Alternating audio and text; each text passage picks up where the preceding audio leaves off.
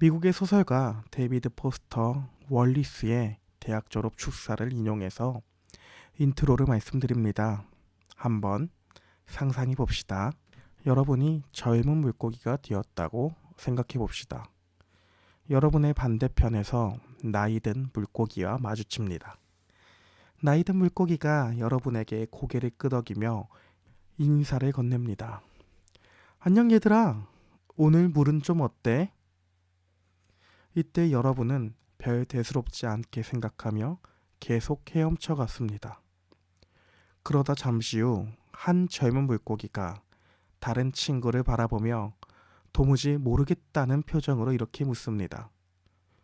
도대체 물이라는 게 뭐야? 이 이야기가 남의 이야기 같으신가요? 사실 성경은 우리 인간이 바로 젊은 물고기와 같다고 말합니다. 우리는 매일 숨을 쉬고 밥을 먹고 잠을 잡니다.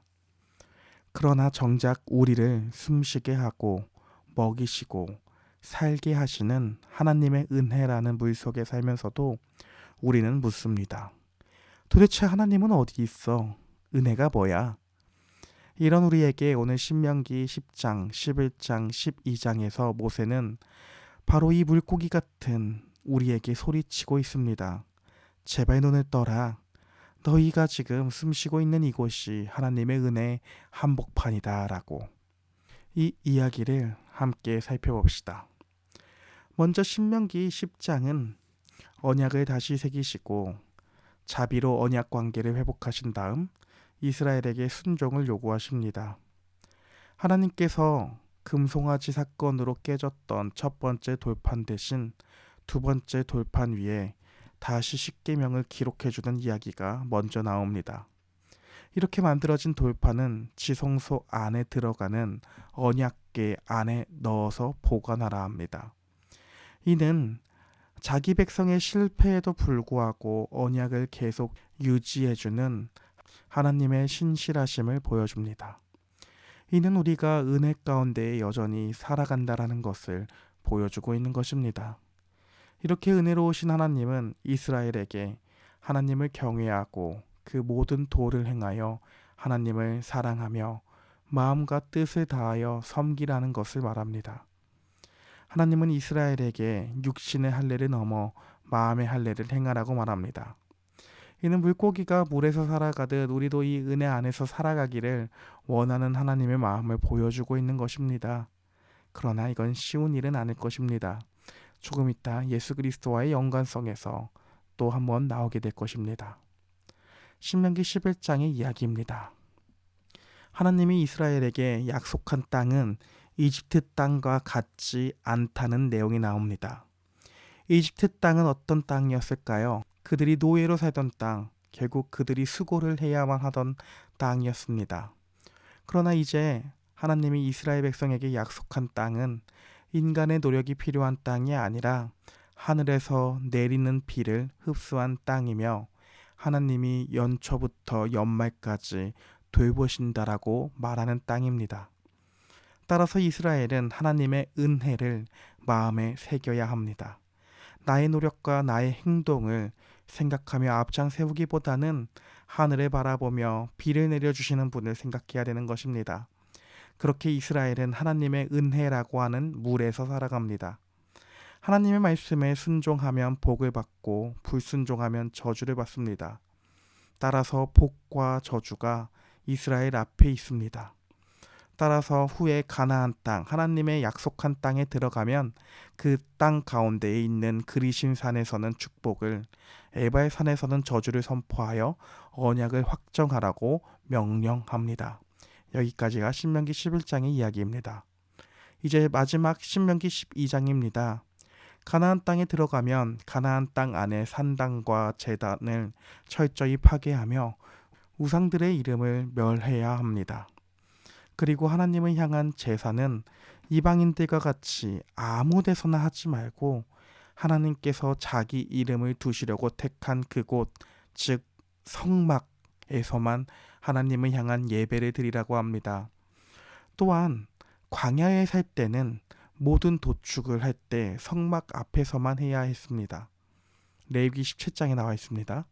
그러나 가나안 땅에 들어가면 땅이 넓어지므로 성막과 멀리 떨어진 곳에서도 식용을 위한 도축, 제사를 위한 도축이 아니라 식욕을 위한 도축을 자유롭게 허용하십니다. 그러나 고기를 먹을 때에 피를 먹으면 안 됩니다. 피는 먹지 말고 물같이 땅에 솟아야 합니다. 왜냐하면 피는 생명이기 때문에 생명의 주권자인 하나님께 드려야 하는 것이기 때문입니다. 그렇게 약속의 땅 안에서 이방인을 쫓아낸 후 이방인들이 신을 섬기는 방식을 궁금해하거나 그 신을 섬기는 방법을 가지고 하나님을 섬긴다고 말하지 말라고 경고합니다. 지금 하나님이 이스라엘에게 말하는 모든 하나님의 명령들을 더하거나 빼지 말라고 하며 신명기 12장이 마무리가 됩니다. 오늘 본문은 예수 그리스도와의 어떤 연관성을 가지게 될까요? 오늘 우리가 처음에 이야기했던 그 물, 즉 하나님의 은혜가 예수 그리스도를 통해 어떻게 완성되는지 확인해 봅시다. 첫째, 마음의 할례와 예수 그리스도입니다. 신명기 10장에서 하나님은 마음의 가죽을 베라고 하셨습니다. 마음의 할례를 말하고 있습니다. 그런데 우리 마음을 깎아내리는 것은 스스로가 하지 못합니다. 불가능한 일입니다. 죄인인 우리는 스스로 마음을 새롭게 할 수 없습니다. 따라서 예수님이 이 땅 가운데에 와주십니다. 골로새서 2장 11절에서 사도 바울은 우리가 손으로 하지 아니한 할례, 곧 그리스도의 할례를 받았다고 말합니다. 이 뜻이 무슨 뜻이냐면 율법은 우리에게 마음을 고쳐라고 명령합니다. 하지만 예수님 은혜는 어떤 걸 해주냐면 우리 마음 가운데에 성령을 보내주셔서 우리 마음을 수술해 주십니다. 그렇게 돌같은 마음을 제거하고 하나님을 사랑할 수 있는 새 마음을 주시는 것입니다. 우리가 지금 하나님을 믿는 것이 이 수술의 결과이며 이것이 바로 예수님이 우리 마음에 행하신 기적입니다. 예수님으로 인해 우리의 마음의 할례가 있게 됩니다. 둘째로 하늘의 비와 예수 그리스도입니다. 신명기 11장에서 이집트 땅을 설명할 때는 발로 물을 대는 땅이라고 말합니다.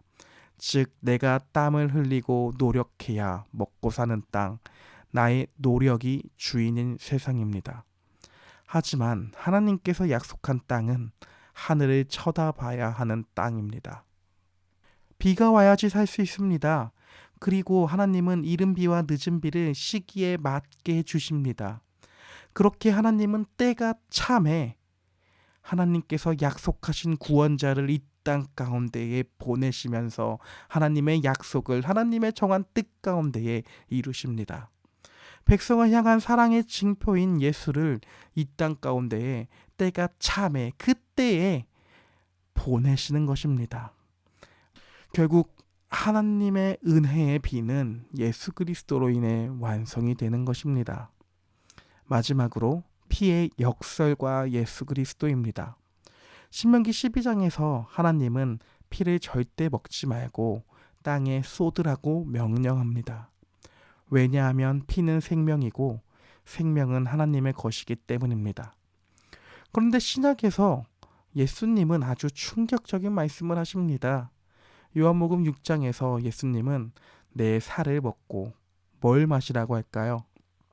내 피를 마시는 자는 영생을 가졌고 라는 말씀을 하십니다. 오늘 본문에서 말하는 피를 먹지 말라는 말을 예수님이 어기라고 말하는 것입니다. 왜 예수님은 내 피를 마시라, 왜 자기의 피를 마시라고 말씀하셨을까요? 왜냐하면 오늘 본문에서 나오는 동물의 피는 그저 생명을 상징할 뿐입니다. 하지만 예수님의 피는 우리에게 진짜 생명을 주도록 허락된 피이기 때문입니다. 예수님은 십자가에서 자신의 모든 피를 땅에 쏟으셨습니다. 그리고 이제 우리에게 말씀하십니다. 이 피는 너희를 살리는 생명수다. 믿음으로 마셔라. 따라서 우리가 성찬식 때 포도주를 마시는 이유가 이 예수님의 말씀과 오늘 구약 성경에서 나오는 모든 본문들이 다 연관이 됩니다. 이제 마치려고 합니다. 다시 처음 질문으로 돌아가 봅시다. 늙은 물고기가 우리를 향해 질문합니다. 오늘은 물이 어때? 물이 무엇일까요? 우리는 이제 답할 수 있습니다. 우리를 살리는 물. 그것은 내 노력이 아니라 하늘에서 내려온 은혜, 바로 예수 그리스도입니다. 따라서 오늘 하루도 우리를 위해 여전히 하나님 보좌 우편에 앉아 계심으로 중보기도 해주시고 계시는 예수님을 의지하며, 또한 그 예수님 안에서 하나님 앞에 불러 모으는 하나님을 의지하며, 그리고 우리 마음 가운데에 임재하여 계시는 성령 하나님을 의지하며 오늘 하루도 힘차게 살아가 봅시다. 화이팅입니다.